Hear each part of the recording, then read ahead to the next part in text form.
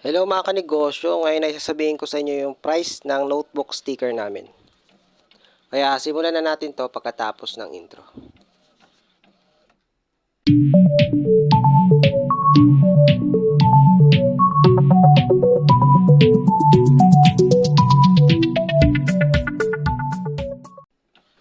Hello mga kanegosyo, welcome sa aking channel. Ang channel na to ay tungkol sa printing.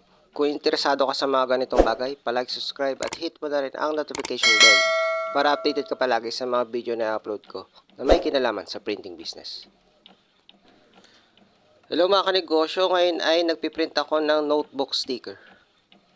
Ang ginagamit ko ditong ink ay pigment ink. At ang sticker na ginagamit ko ay QAP Glossy Photo Sticker Paper. Yung violet yung cover. Ang bentahan namin ng ganito ay per sheet. Di kami nagbebenta ng tingi, basta per sheet ang bentahan namin dito. At ang price namin dito ay 60 pesos per sheet. Naka-cut out na rin yun gamit yung paper cutter.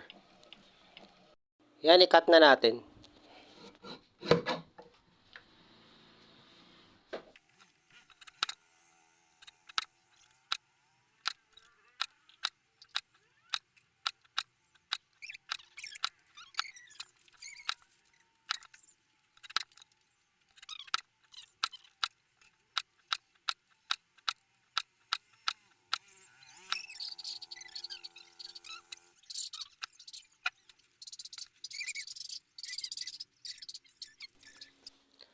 At yan na yung na-cut out natin.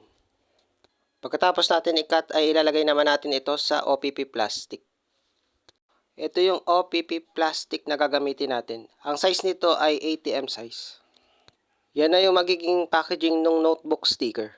Para pag binigay natin doon sa customer natin ay presentable naman tignan. Yung mga materials pala na ginamit ko dito ay ilalagay ko sa description box ng aking YouTube channel. Check nyo na lang mga kanegosyo. Bali hanggang dito na lang mga kanegosyo. Palike, subscribe at hit mo na rin ang notification bell para updated ka palagi sa mga video na upload ko na may kinalaman sa printing business. Thank you!